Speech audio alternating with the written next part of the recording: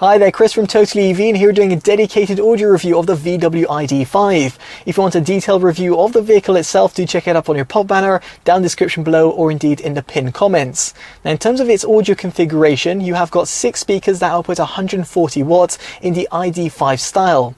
However, if you go for the ID.5 Tech or the Max trims, or one of the other trims as well, you can find a 7-speaker Dyne audio setup that outputs a whopping 450 watts. Now you can get this in the style trim as well if you so wish, because you can splash out £1,350 on the Infotainment Package Plus. This also adds, let's say, augmented reality head-up display, which we absolutely love as well. So worth considering if you want it as an upgrade. Now on review is the Dyne Audio 7-speaker setup. Now for you to tinker around with the audio drivers, you'll want to navigate to the appropriate menu on the infotainment system. Here via the 12-inch display, we've added our own EQ. Of course, this is very subjective, but in our case, we've added 4 notches to 100 Hz, 1 notch to 350 Hz, taken 1 notch off 1 kHz, added 2 notches to 3.5 kHz, 1 notch to 10 kHz, and added 2 notches to the subwoofer EQ. Again, this will very much depend on terms of the music that you listen to, but for us, we just found it did well across the board. Now for you to connect up to the infotainment system, you have got Bluetooth, where the SBC and AC codecs are supported only. If however you want a higher quality transmission, you'll either want to plug it in or indeed use wireless Android Auto or Apple CarPlay, and indeed the wireless formats are supported on the ID.5, which is great to see. Moving swiftly on, we get onto cabin noise, and here our own measurements will be on your screen. What we'll say is that it pretty much competes with the likes of the VW ID.4, the Audi Q4 e-tron, and is a slight bit better than the likes of the Tesla Model Y, but there's no competition to the serene interior that you'd find on the likes of the BMW iX3 or the more expensive Audi e-tron or the Audi e-tron S.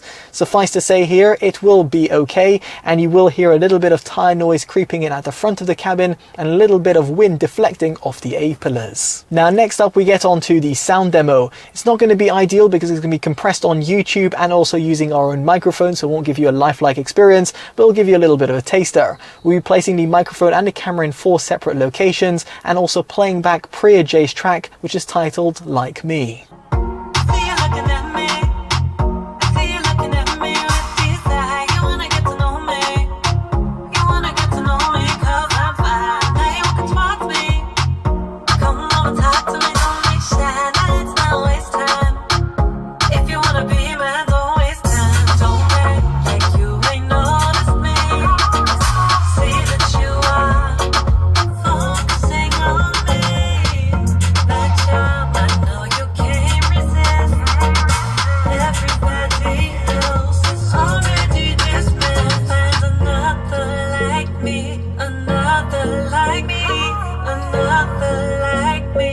Now indeed, an audio demo over YouTube is never ideal, so let me break it down in terms of the frequency range and give you my own subjective opinion. First off, in terms of the sub bass, that subwoofer that's located in the boot does deliver pretty good low-end prowess. Sure, it won't compete with more premium audio systems out there on the market from the likes of BMW or Tesla or Volvo, but it certainly is still very impressive, at least for a vehicle of its class, and it's a worthwhile upgrade over the stock audio system that Volkswagen provide in the ID.5. As for the mid bass, it's pretty punchy and hearty and still controlled. Of course, you can EQ it to your heart's content via the infotainment system, but the audio drivers that are positioned within each of the 4 doors do a pretty good job in the mid bass tones. Now that presence on the mid bass tones does leak into the mids, and unfortunately does mean that you've got somewhat of a V-shaped and recessed sound signature. Now of course you can EQ it to your heart's content via the infotainment system, but you might have noticed that we actually reduced 1 notch on the 1 kHz band. You might be thinking, well, that's the lower mid, so you might want to up it.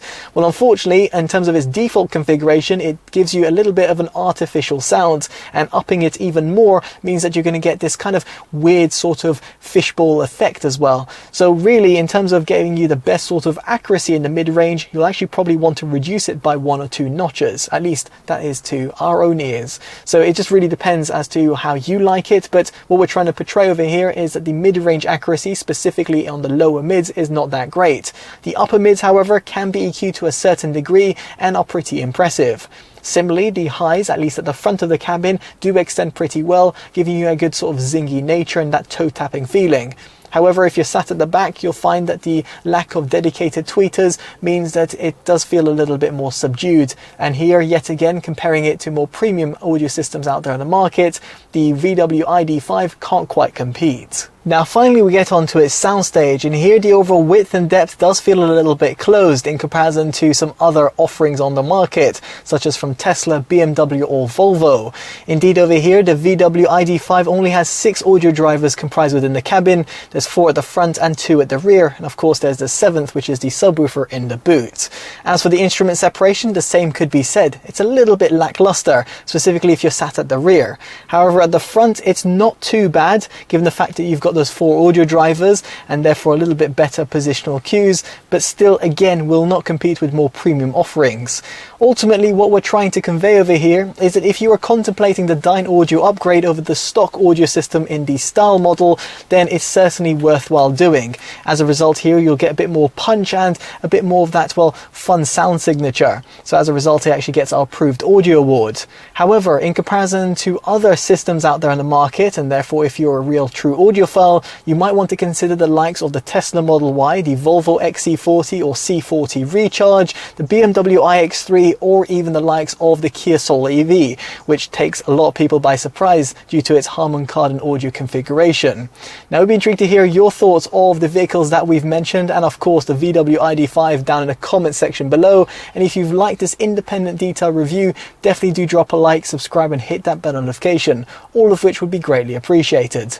As such, I've been Chris from TotallyEV, and I'll hopefully see you in the next one. Take care of yourselves, and goodbye.